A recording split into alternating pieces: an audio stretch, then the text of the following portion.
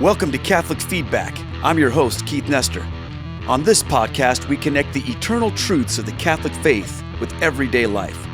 Send in your questions and comments to feedback@catholicfeedback.com. This podcast is brought to you by Down to Earth Ministry, a ministry of stewardship, a mission of faith, and by the generous support of our patrons. For more information, please visit downtoearthministry.org.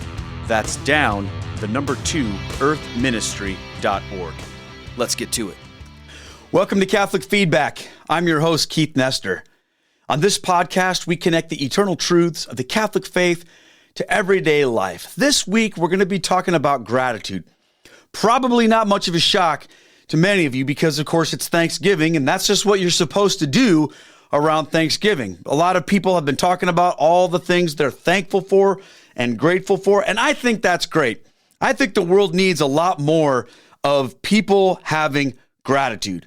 So that's what we're going to talk about today. I want to start with a text from Luke chapter 17, where we see gratitude in action and Jesus' response to it. Verse 11 starts like this. Now, on his way to Jerusalem, Jesus traveled along the border between Samaria and Galilee. As he was going into a village, 10 men who had leprosy met him. They stood at a distance and called out in a loud voice, "Jesus, Master, have pity on us." And when he saw them, he said, "Go, show yourselves to the priests." And as they went, they were cleansed. One of them, when he saw that he was healed, came back, praising God in a loud voice. He threw himself at Jesus' feet and thanked him, and he was a Samaritan. Jesus asked, "Were not all 10 cleansed? Where are the other 9? Has no one returned to give praise to God except this foreigner?" Then he said to him, "Rise and go, your faith has made you well." Powerful story about gratitude. This is something that we need to cultivate in our lives, especially as Catholics, but do we really understand why? Is it more than just because you're supposed to count your blessings and think about what you're grateful for because it's around Thanksgiving? Well, there's nothing wrong with that, but we have to come to grips with the power of gratitude every day of our lives and the overwhelming benefits that result from being a person of gratitude. Because there's 2 types of people in this world. There are people who are bitter, and there are people who have gratitude. And you have to ask yourself, which one am I going to be? You see, gratitude does some pretty essential things in our lives. The first thing that it does is gratitude resets our orientation to God. Too often we look at our lives and we think that it's all about us, our own efforts, the fruits of our labors, things that we do because we're just good at them or whatever. We can get pretty full of ourselves and proud of ourselves. But having gratitude reminds us that everything we have ultimately is undeserved. Now, I know that might throw some people off. What do you mean it's undeserved? I work hard. Yes, but the only reason that you can work hard is because God has given you the ability to do so. God has given us everything that we have, and gratitude is a reminder of that, which can reset our thinking instead of looking at ourselves and saying, "Man, I'm awesome. Look what I have done," or "Look what I can do," to looking at God and saying, "God, thank you for what you've given me," recognizing that I don't deserve it. The second thing that gratitude does is it correlates and contributes to our humility. People who are prideful typically aren't people of gratitude, because to have gratitude means that you're recognizing that what you have is a gift and it's come from someone greater than yourself, which means that there's someone greater than yourself, which means that you are humble. See, pride is when you are yourself at the center of your own life. And when you yourself believe that you're the controller of your own destiny and that you dictate how things are going to happen, good or bad. You see, and when we're at the center of our own lives, then what tends to happen is this: when there are good things, we get pretty puffed up, don't we? We get pretty proud of ourselves. So gratitude is going to help us become more humble. And I tell you what, that's something that we should want to be. When you look at these 10 lepers who were cleansed, yes, I get they were all excited, but the one who returned, he was the one who was the most humble, because it takes humility to say thank you. Whenever someone says thank you, in essence, what they're saying is, I'm in your debt. You have done something for me that I appreciate, and that in and of itself can contribute to humility. So if you're a person who struggles with pride and you struggle with a lack of humility, start working on gratitude, and that's going to help make you more humble. Number 3, gratitude destroys bitterness. When you focus on things that you're grateful for, you're going to stop focusing on things that you're angry and bitter about. And that's good, because anger and bitterness is something that plagues so many of us, friends. We struggle with it, don't we? Because people have done some stuff to us, or things in life haven't gone the way that we wanted them to. Everybody in this life has to make that choice. Am I going to be a person filled with gratitude, or am I going to be a person filled with bitterness? You have to make a choice, because you can't have both. Gratitude and bitterness cannot coexist together in the same heart. So if you feel like you're just a bitter, angry person, you struggle with impatience, you struggle with losing your temper all the time, and you don't really understand why, and you're just like struggling with that, focus on gratitude, and that will destroy that bitterness, my friends. All right, number 4, gratitude is contagious. Gratitude's contagious, just like complaining. Have you ever noticed that? You get in a group of people, one person starts complaining, pretty soon everybody else is like, yeah, I understand, and another thing, and then this and that. Oh yeah, and another thing. And once that complaining thing starts going, it's hard to stop it. It's contagious. Well, did you know that gratitude also is contagious? When someone just brings an attitude of gratitude to and yes, I know that rhymes, to a conversation or to a gathering of people, that just makes everybody feel good. And once that happens, it's like everyone goes, yeah, I like this.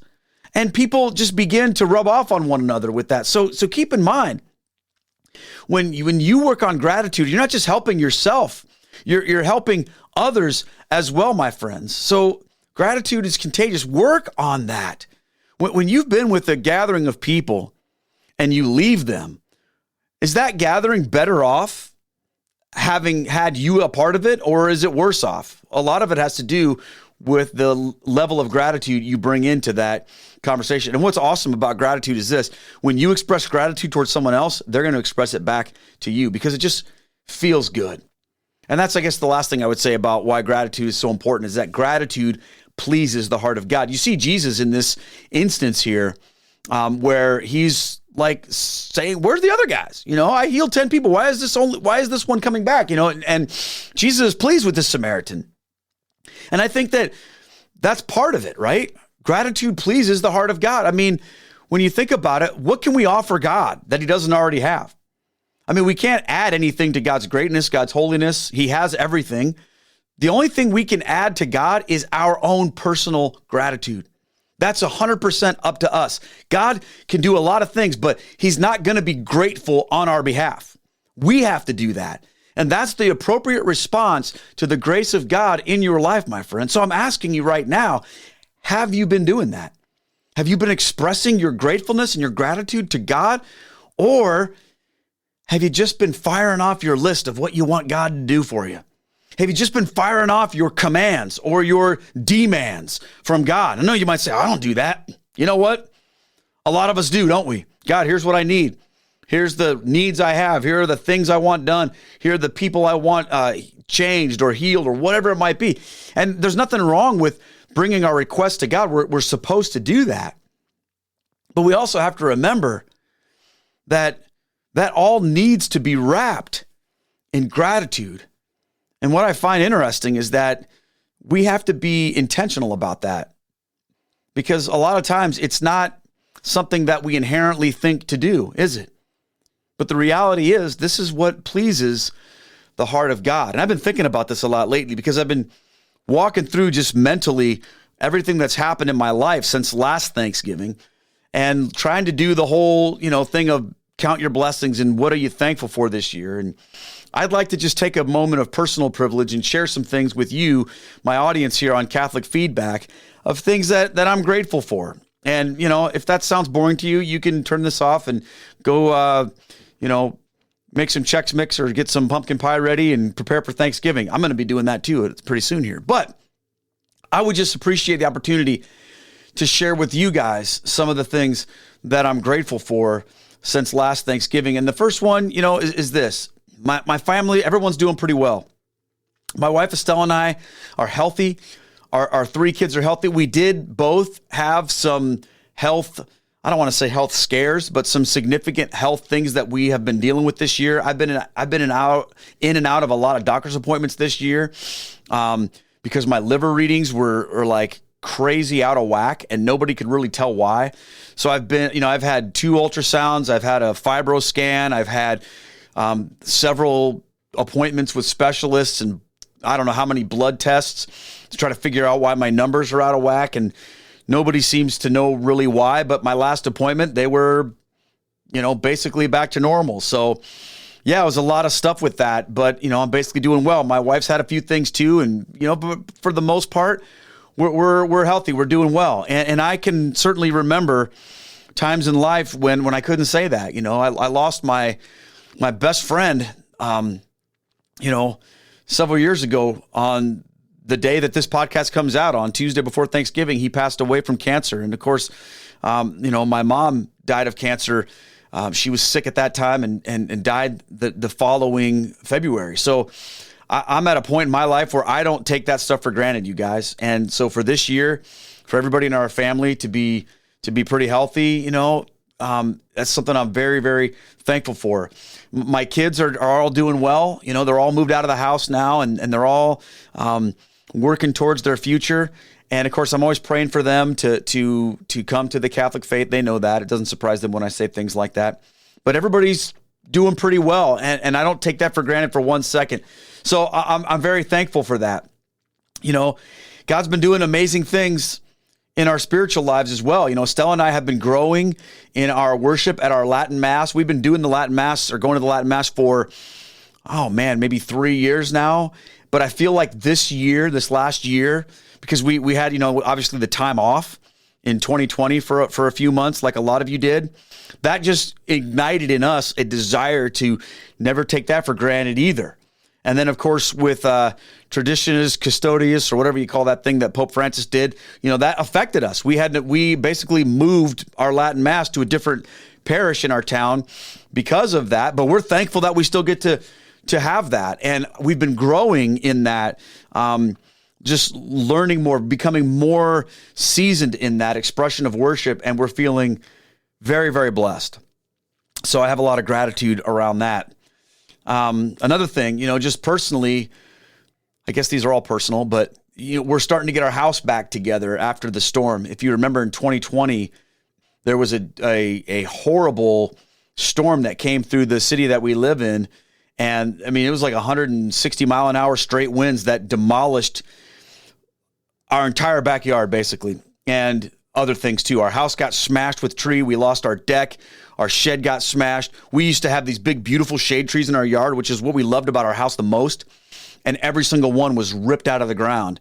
And so we went from just absolutely, we have a very modest house, it's nothing fancy, but we loved our backyard. That was the thing that was like, oh, we could stay here forever just because we love that. I'm getting old. So I love to go outside and just sit there and watch the birds. My kids tease me like, what kind of old man are you? You're out there watching the birds. I'm like, I like that. It's peaceful.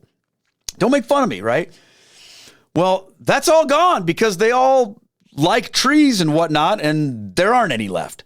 Well, this last year, we were finally able to get our deck rebuilt, which took forever because you can imagine finding a contractor around here is just next to impossible. But we found a company that did it. Even though our insurance canceled us after we made a claim. That was awesome.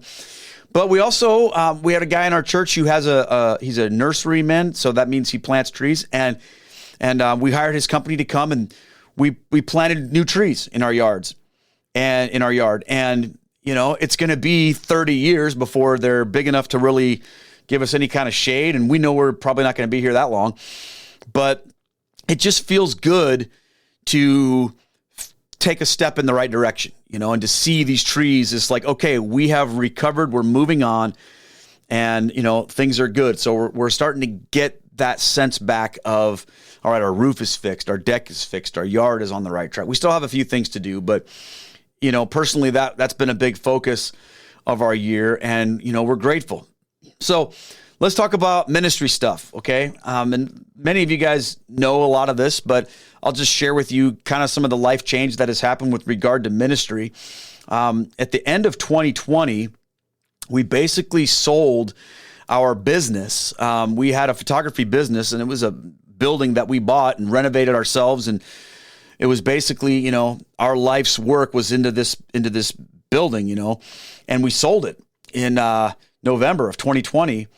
And then with that money, we were able to buy the Rosary vehicle, the RV that we travel around in, and get to see all of you guys, which has been amazing.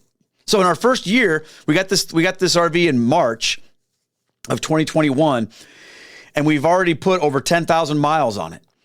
And that's been amazing. We got to go all the way down to Phoenix and New Mexico, Colorado. We've been out to the East Coast a couple times. We're getting ready to spend the entire month of February down in the Southeast.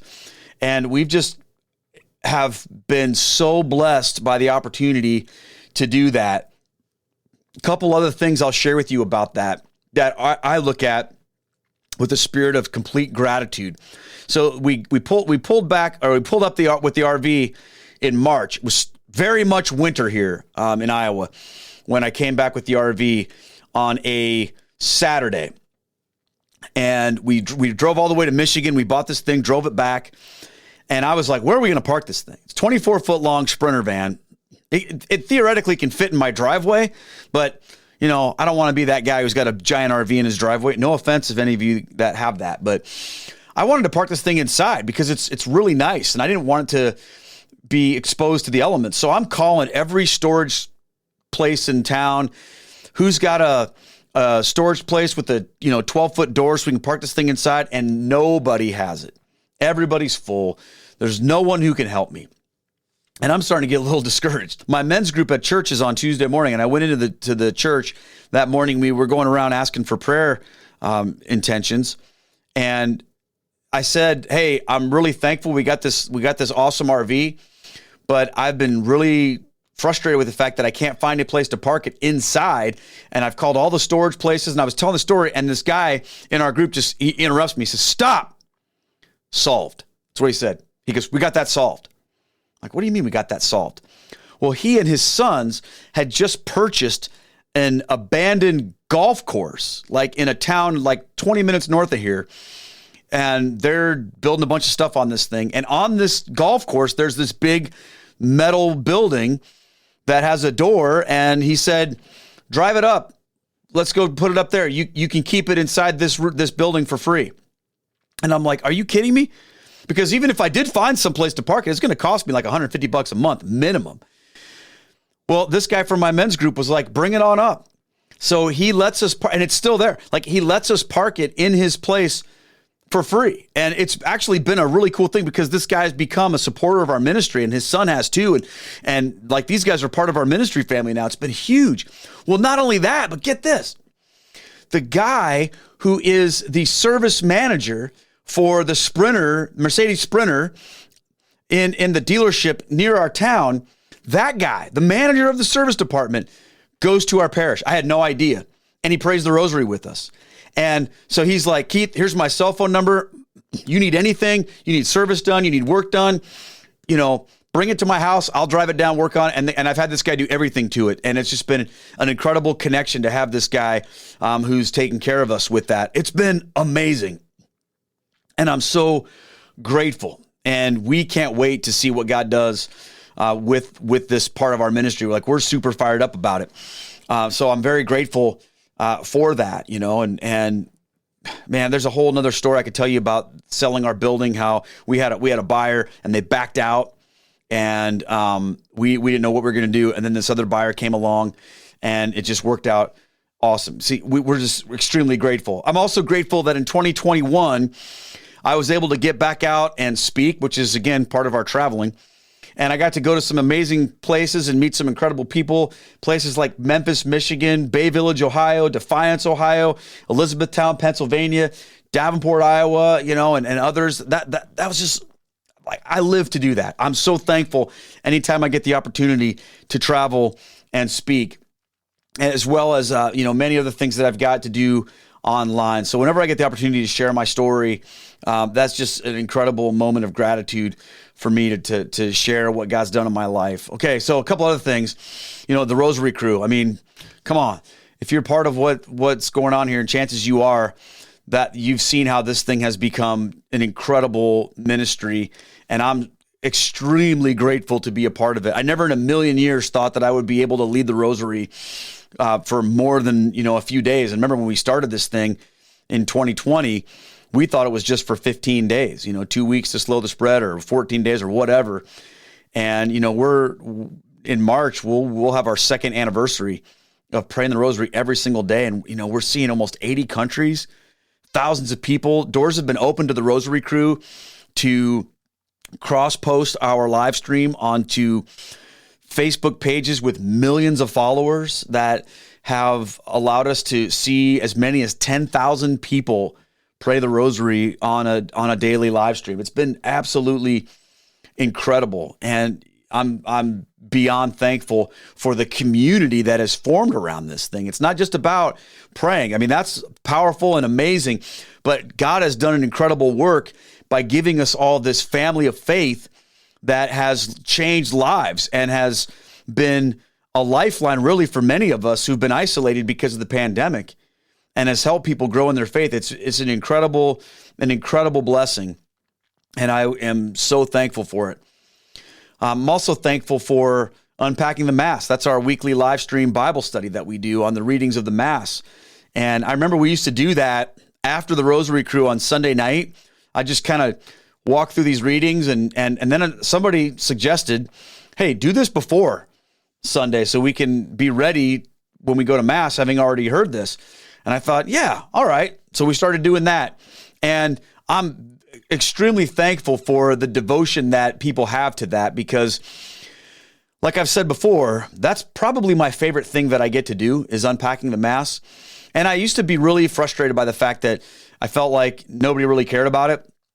And, I've seen it grow a little bit, but the Lord's just given me a different mindset. Like, it's not about how many people watch or whatever. As a matter of fact, it's been put on the radio now, which is really cool.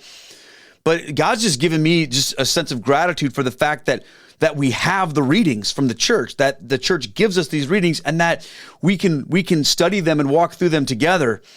And like I said, the messages I get from people about that, how they talk about how it's something that they can't imagine not having anymore. And I'm incredibly grateful.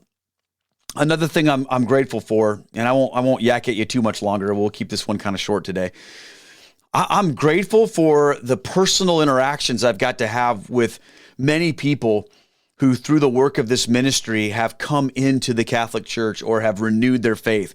Lots of people reach out to me through email or through social media that are going through stuff and are just like, Keith, I have questions. I need help with this. And one of the things I like to do is to talk to people and help people with their questions or with their issues or whatever. And I've been able to be a part of some really amazing experiences, including traveling down to Lexington, Kentucky to be the sponsor of a young man who came into the Catholic Church after he read my book and asked me to be a sponsor. And, obviously that's not something I can do for everybody.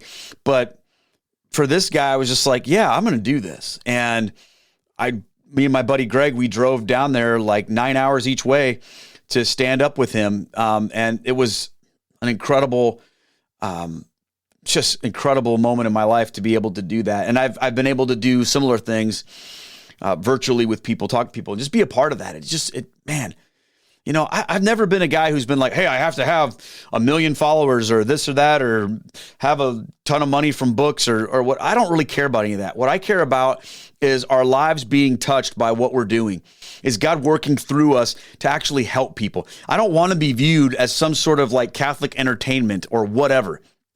I want to be a resource to people to help them go through what I've gone through, or just to be a help to them in some way. And praise God, I've seen that this year a few times, and I'm extremely grateful.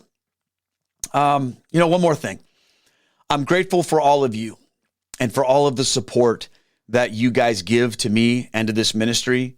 I mean, if you would have told me 2 years ago that I could sell my business and quit my job and just focus on ministry full time and that somehow we'd be okay doing that, like I never would have believed it. But because of you guys, that's what we're doing. And my sense of gratitude about that has motivated me to work super hard, because when someone, let's say joins Patreon and says, hey, I'll support you. Here's $20 a month, or here's $10 a month, or here's even $2 a month. I look at that and I'm just like, wow, someone that doesn't know me is willing and believes in what we're doing enough to support and give financially to this thing. Man, I have to live up to that. I can't waste that. I can't act like that's no big deal. And I can't act like that's a license just to sit back and do nothing. So like, I'm working really hard to try to be worthy of that support, and of course I'm not perfect, but like, I want people who support the ministry to feel like, yeah, we believe that this is going to a good place. So that's why we're doing so much, my friends. And I'm so thankful and grateful to all of you guys who have done that. This year we had a matching gift earlier in August. Someone was willing to match gifts up to $15,000, and we got, I think, about $27,000 out of that just kind of, pop-up campaign. I didn't even know it was coming. I just mentioned it to you guys, said, look, if you give to this, we can match this gift. And we about doubled it. It was incredible.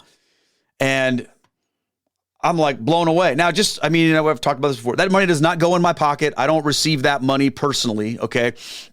But it helps our ministry to do the things that we do, which is what I really care about anyway.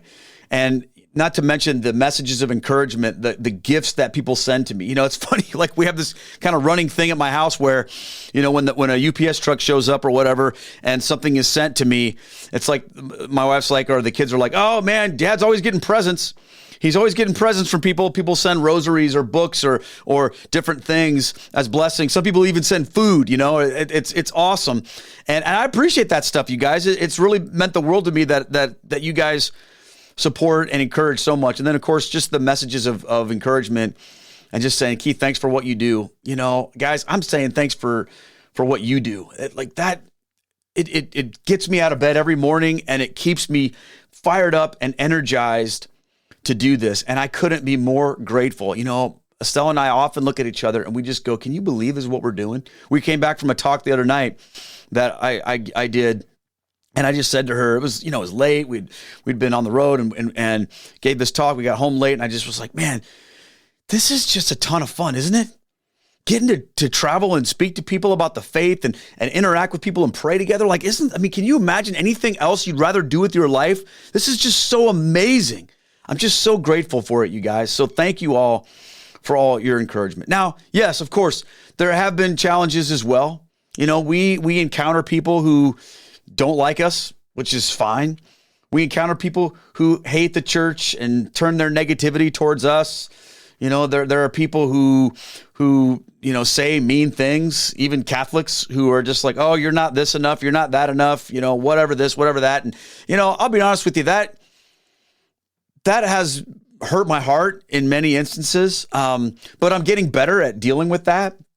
I'm getting better at letting that stuff just bounce off and not let it affect me. But sometimes it does. But I'm grateful for the fact that, the good way outweighs the bad, and most of all, you guys, I'm thankful to be a Catholic. I'm thankful to be in the church that Christ started, and everything in my life just flows from that decision. And I couldn't be happier about it. I know the church has problems. I know there are Catholics that fight with each other and want to pick sides on things. I know that there's issues with everything. I get all that, but I can tell you this, I'm so grateful that our Lord has called me into his church.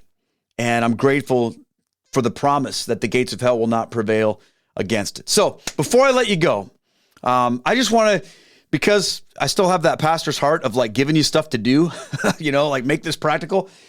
I want to share with you guys just a couple things that you can do to become more grateful yourselves. Okay. And I'm just going to rock through them here.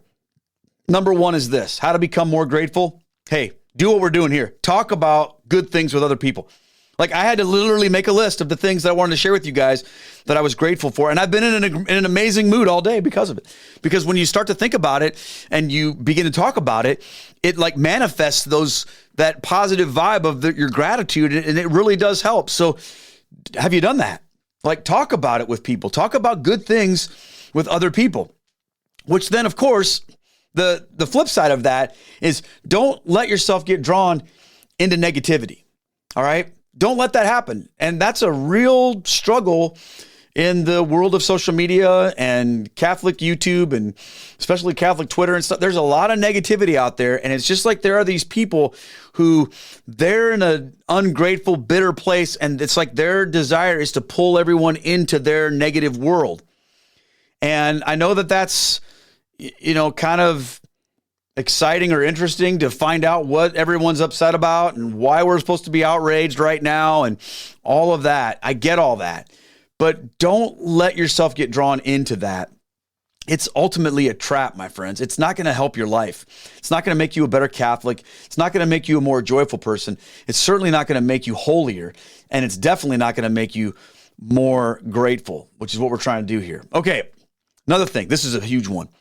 If you want to be more grateful in your life, offer forgiveness to people and seek forgiveness from people. Be the kind of person that's apologizing frequently. If you've hurt someone, if you offended someone, be the kind of person that's like, oh, I'm terribly sorry about that. Even if it's little things, even if you bump into somebody at the store or whatever, oh, I'm really sorry. Be a person, because that, of course, that's about humility right there. So offer forgiveness to people and seek forgiveness from people. So if someone has hurt you, forgive them. Don't hang on to grudges. Don't hang on to bitterness. Don't hold people's stuff against them. Offer forgiveness. Let it flow from God through you to everybody else. That right there will instantly make you a more grateful person. Because remember what I said before, bitterness and gratitude cannot live in the same heart. And the best way to get rid of your bitterness is to start forgiving. Start forgiving and start asking for forgiveness. All right, another one. This is a little more like self-helpy kind of practical tip, but this is a big one. Stop putting off good things you need to do, right? I can't tell you how many times over the last 3 years I would say to Estelle, oh, I need to get back in the gym. I need to start eating better. I need to start working out more. I need to start taking better care of myself. You see, I was on the road a lot with one of the jobs I was working in photography. And I was every day was like eating lunch at, some fast food restaurant or something like that. And I just wasn't healthy and I gained a bunch of weight and I just felt terrible about myself. And I just had that beat down sort of lethargic feeling that you get when you're not taking care, you're not eating right. And I used to just wake up in the morning and say, oh, one of these days I'm going to do this. I'm going to figure it out, and I joined a gym, go for a little while. And then the pandemic hit. Well, a thing that happened to me about a year ago was I joined a gym ran by a man in our parish that he's got his own private gym and a bunch of us work out there. And I just said, all right, I'm going to start doing this. So I joined this gym and, I go 3 days a week now. My family's going and, I'm not going to become some big, super ripped bodybuilder dude or whatever. I'm not ever going to be at the kind of shape I was when I was 20, but it just feels good to be doing something positive, right? And I think for how long did I put that off? If there's something in your life that that you need to be doing, that you're not doing, you're putting it off, just stop putting it off. Figure out a way. I don't have a way to motivate you. I don't know how to do that for you, but like get after it yourself. Stop putting it off, the good things that you need to do, and that will help you be more grateful, okay? 2 more, and then we're out of here. First one is, because I got to go to the gym. First one is this, give to others, okay? First one of the last ones. Give to others. Start learning how to be a good giver, and you will somehow become more grateful. I know that might seem weird but remember what the scripture says, that it's more blessed to give than receive. If you learn how to start being a better giver, then you will be more grateful. It's just, I don't know how that works. The math doesn't seem to add up, but it works. Okay. When you give, not only will you receive more, but you will be more grateful because you're going to see how your giving blesses other people, which will in turn cause you to have a greater level of gratitude. Because when you receive something, a lot of times emotionally, there's strings attached to that. So like when you get something, you might feel, oh, wow, this is awesome. But like, do I owe that guy something now? Or am I worthy of that? Was it enough? Was it too much? Sometimes we can play these weird mind games where it ends up becoming like, oh, I just wish they wouldn't have given it to me, But you see that like around Christmas time when some people are like, just don't give me any gifts. I don't want that, because there's a lot of baggage with that. But when you learn to give, and you can give freely, and you're not like, all right, what are you going to give me? There's an incredible amount of gratitude and joy that goes along with that can't be stolen from you. Okay. So when you give to others freely, that joy that you receive from there, that like you own that, and it'll make you more grateful. Last thing, my friends, is this. If you want to be more grateful, focus on God's mercy. Think of that leper who was cleansed, and then think of yourself. What has God cleansed you of? What has Jesus done in your life to heal you? What have you gained from God? So much grace, so much mercy. Focus on that mercy from God. Always remind yourself that God showed you mercy, that you didn't deserve it, that you didn't earn it, that God loved you when you were his enemy, my friends, that God sent his son to die for you when you didn't know who he was, when you were dead in trespasses. God made you alive through Christ Jesus. Focus on his mercy, my friends, and that will help you become grateful. You'll be like that one leper who returned and said, thank you, Jesus, for what you've done for me. Be like that guy. Never stop returning to the Lord, giving him thanks for what he's done in your life. Friends, I hope you have a great Thanksgiving. I hope that you can think about things that you're grateful for and thankful for. And I just want you to know that for me, that's what you are. I am so thankful and grateful to you for the blessings that you have been in my life. And I pray, my friends, that this has been a blessing to you as well, too. Next week on Catholic Feedback, we're back with another great guest to talk about another issue that is going to blow your mind. We're talking with Steve Weidenkamp about 9 times the church was off the rails and came back stronger. It's an incredible conversation. I can't wait to bring it to you next week on Catholic Feedback. Have a great Thanksgiving, my friends. God bless you all, and I love every single one of you. Take care. Goodbye. Thanks for listening to Catholic Feedback with Keith Nestor. Send in your questions and comments to feedback@catholicfeedback.com. This podcast is brought to you by Stewardship, a mission of faith, and is also supported by our team at patreon.com/Keith Nestor. Please consider joining our support team. Catholic Feedback is a production of Down to Earth Ministries. For more information about Down to Earth, or to bring me to your parish or event, visit down2earthministry.org. See you next time.